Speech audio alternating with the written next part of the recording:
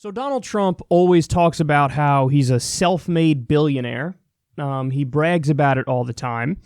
And one of his favorite things to say, and he said this all the time on the campaign trail, is that his dad started him out by giving him, quote, a small loan of $1 million. Now, that's already funny at face value because, I mean, come on. Whose parents can, like, if your parents gave you a loan of $1 million, first of all, whoa. But second of all, would you have the nerve to say, it's a small loan? Why are you giving me a small loan? It's just, there's no sense of scale.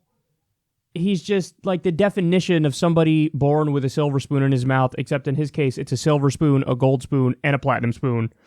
So he's just got spoons all up in his orifices. So, I mean, it's already crazy, but that was a complete lie. It's a complete lie. Oh, he only gave me $1 million. Only a small loan of $1 million. You're going to hear the details of how that's bullshit. There was a New York Times investigation, and it turns out that the real number in today's dollars that he got from his dad, $413 million. Now, I think in the dollars at the time, it was like somewhere between 200 and 280 million. But in today, that's equal to 413 million. But I mean, the fact of the matter is the guy got over $200 million from his daddy. And he had the nerve to go out there, has the nerve to go out there and brag about how he's a self-made man. And then another thing that Trump does is he always talks about how, oh, my dad, you know, he was a small fish. I'm the real big fish because my dad always used to tell me, son, don't go build in Manhattan because that's where the players are. And Trump ended up going to Manhattan to build in Manhattan. But he would always downplay how successful and wealthy his father was in an attempt to play up how brilliant of a businessman he is. But you're about to see, again, how that is utter nonsense because he was trying to downplay his dad's wealth on purpose. There's a very clear reason why he did it. And it's not just for his ego, although I do think his ego plays a role in it. There was a very clear criminal reason why he kept downplaying his father's wealth. So Trump's parents, and okay, so you're going to see here, tax dodging schemes. That's what this all was. That's how he was able to get the wealth from his dad. It was through tax dodging schemes that enriched him because they're evading taxes in a criminal fashion, Trump and his siblings. So Trump's parents transferred more than $1 billion to all of their children combined. And get this, they paid about $52.2 million in taxes. So when you transfer over $1 billion and you're paying $52.2 million, you are dodging the relevant taxes that you have to pay. So given the relevant tax rates on gifts and inheritance at the time, they should have paid $550 million, but they paid $52.2 million. So they were supposed to pay 10 times more than what they paid. Okay. Quote, all told, the Times documented 295 streams of revenue that Fred Trump created over 5 decades to enrich his son. In most cases, his 4 other children benefited equally. But over time, as Donald Trump careened from one financial disaster to the next, his father found ways to give him substantially more money, records show. Even so, in 1990, according to previously secret depositions, Mr. Trump tried to have his father's will rewritten in a way that Fred Trump, alarmed and angered, feared could result in his empires being used to bail out his son's failing businesses. That's an unbelievable fact. So there's this story that's famous that David K. Johnston, I believe, reported originally. And I don't think other mainstream outlets had verified it yet and said, yeah, it turns out that's true. But through their own investigation, they found this out as well. There was a time when Trump's casinos were just about to go belly up in I think, the early 1990s. And his dad, in order to bail out his son, what he did is he went into one of Trump's casinos, bought over $3 million in chips, and then just left. Didn't play any games, nothing. bought over $3 million in chips, and then just left. That was the money that Trump needed in order to make a payment so he didn't get absolutely obliterated and his casinos go belly up. So his daddy ran in and saved him. But it turns out, according to the New York Times investigation, and they did extensive interviews and had, endless documents, including Fred Trump's own financial statements and tax returns and things of that nature. It turns out Trump's daddy set up 295 revenue streams for him, and Trump still thought, that's not enough. I have to get control of his will. So when his dad was, getting dementia, he tries to gain control of his will, and then in doing that, Trump wants to shaft his siblings and give himself even more money to try to bail out his failing empire. And remember, it is a known fact that Trump's businesses went bankrupt 6 times. 6 times. So, again, this guy is the definition of a pampered little prep school prick being born with a silver spoon in his mouth, along with a platinum spoon and a gold spoon. I mean, this guy, he's like the poster boy of entitlement and privilege, and he has the nerve to go around and pretend like, who, me? No, I'm tremendous. I'm unbelievable. I'm the best businessman that's ever been. Okay, now I'm going to get to my favorite part of this story.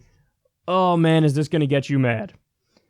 In 1997, for example, about a year and a half before Fred Trump's death, Donald and his siblings gained control of most of their father's empire. They undervalued the properties significantly, claiming they were worth $41.4 million and selling them off over the next 10 years for 16 times that amount. The transfer of wealth between Fred Trump and Donald Trump, as well as his other siblings, was a lifetime affair. All right, let me just pause. That's actually not my favorite part. I'll get to my favorite part. But this was one of the tricks that they used. They take the property from their dad, and they drastically undervalue the properties. And then they sell them later on for 16 times the amount. Now, they didn't actually appreciate that much in value. Again, it's a tax dodging scam where you say, oh, what do you mean? This piece of property is only worth $100,000, not $1.5 million. So I'm paying that lower amount in taxes because I'm undervaluing my property on purpose. Now, we know today, for example, Donald Trump still does this with his golf courses and some of his other properties. And this is one example of many where it's not even like, oh, it's a legal tax evasion scheme. This is illegal. Like, he's committed fraud repeatedly.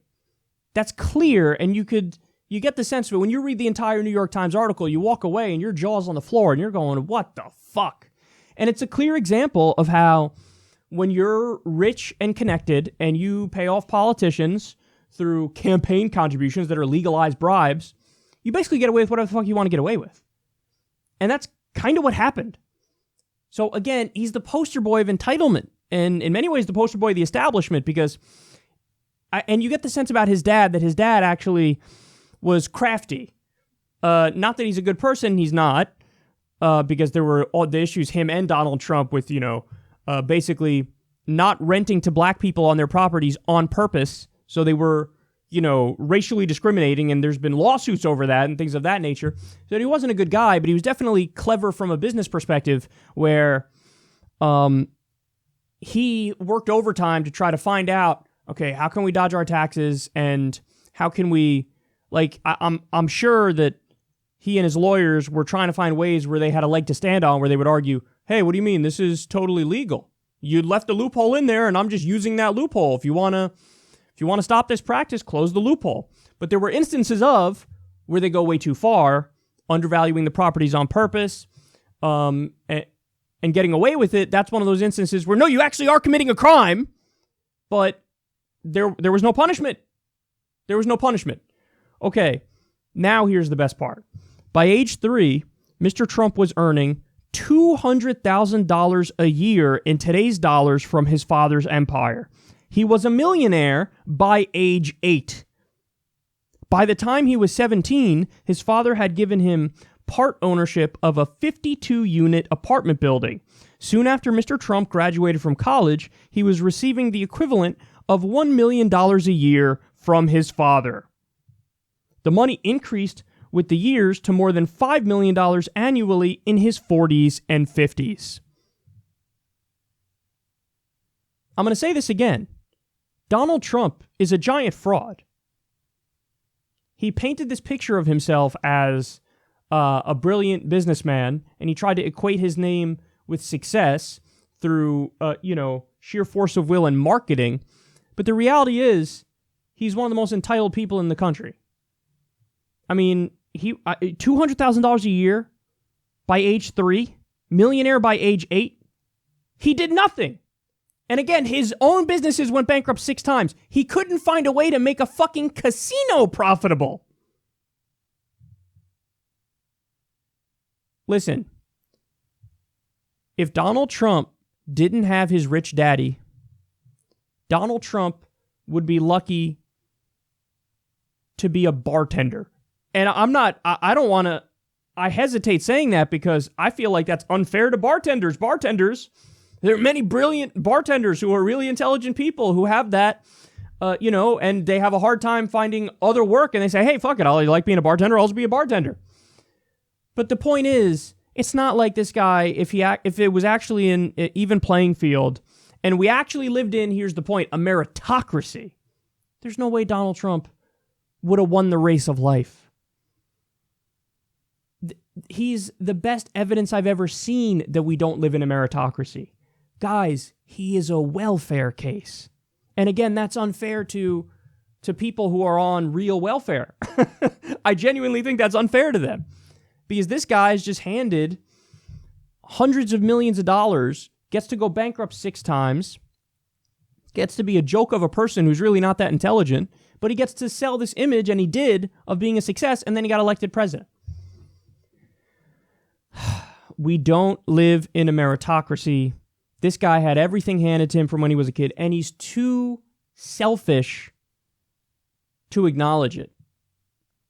It'd be one thing if he was humble about it, and he said, you know what, I'm lucky enough, I came from a wealthy family, and my father passed on to myself and my siblings, passed on to us a decent amount of money, and I understand that gives me a leg up on everybody else. And so what I want to do is give everybody equal opportunity and give everybody the chances that I had in this wonderful country. If that was his take on it, I don't think anybody would begrudge him, being inherited a lot of money. I mean, we'd still go after him if he committed crimes like they did and they committed fraud. We'd still have to go after him for that. But nobody would begrudge him on a personal level, like, oh, okay, well, at least he's honest about the fact that he got some of the money and that now he has that privilege, so he wants to try to build a bridge for everybody behind him to get the same shot at being a success story. But he's not like that. He's not like that at all. And it's the exact opposite. Like I said, he always talked about how, and you're going to have to, I remember back in the day, I was reading an article about Trump's father, and the reports were, oh no, Trump's father was only worth by the way, hilarious to say that, but in the context of what Trump says he's worth now, it is important, $400 million his dad was worth. Well, now we know that's actually not true. His dad was a billionaire and transferred a lot of that money by committing crimes to his siblings, to his kids, and Trump and his siblings got away with it. And the scams get so intricate that there's no doubt that they knew what they were doing. I mean, one of them is they opened up this center, or this business for all of the services that they would need for within their properties. So, you have this thing, okay, we do plumbing and we do fucking, we're electricians and we, buy the furniture and all that. And what they do is they mark up, on the books, they mark up massively the cost of of the goods. So let's say whatever, a ladder or a fucking couch, furniture. And then what happens is you take the difference in the massive markup and you're just funneling that tax-free to your pampered prick kids. So let's say the desk, for argument's sake, costs $100. Well, you mark it down in the books as, no, it's $300, and $200 of those dollars just gets funneled tax-free to Silver Spoon Donny here. So that's one of the ways, but again, the Times article goes into massive detail for all the different ways, because not for all of them, because there's 295 different revenue streams. But point is, these were schemes, these were tax avoidance scams. Some of them may be legal in the sense that they're going through a legal loophole, but others are not, and fraud is clearly something they committed. Now, I don't know, the statute of limitations may be up on stuff like this, but just keep in mind who this guy is. And this dovetails, interestingly, with a story that we covered back during the end of the campaign, where we learned that Trump repeatedly shafted his the people who actually did the work inside his hotels. People who were electricians, were plumbers, and did work for him. There was this long article, I forget who originally did it, but they went and spoke to the people like, oh, I was Trump's electrician. He shafted me $60,000 worth. And that's a long list of people he shafted. And again, another thing is he hires oftentimes undocumented immigrants to work on his, on his buildings, and then he turns around and rails against other companies for hiring undocumented immigrants, and he acts like I'm Mr. Hardline on immigration. So massive hypocrisy on top of outsourcing. I mean, he's got businesses around the world too. So as he claims he's against outsourcing, he does that. So listen, he's a pathological liar and he's a fraud in every sense of the word. And I think that's important. And what I'll do is I'll leave the New York Times article below me here. You can go through it yourself. It's in the video description box. You can go through it yourself and really get all the details of it, because even my segment here doesn't do it full justice. You got a lot of the important information, like how much money he was making when he was a child, but there's even more in there, and you should definitely check it out. The guy's a fraud. And the reason why he screams fake news is because oftentimes, all he does is scream fake news whenever stories paint him in a negative light. That's his trick when he screams fake news. Sometimes I scream fake news at the media, but I do that when they're actually doing fake news. Like when they push for the war in Iraq, for example, when they were cheering on the war in Syria, or when Jake Tapper did a fact check of Medicare for All. Donald Trump just screams fake news for self-preservation, because oftentimes they accurately check his ass, and then the only way he has to get out of it is, I don't know, fake news, something. Anything that's ever bad about me ever is fake news. Well, the amount of detail that went into this piece, and this is true investigative journalism, and this is something that really should be talked about, and I do think it's relevant to the kind of man that we have in office and to his character.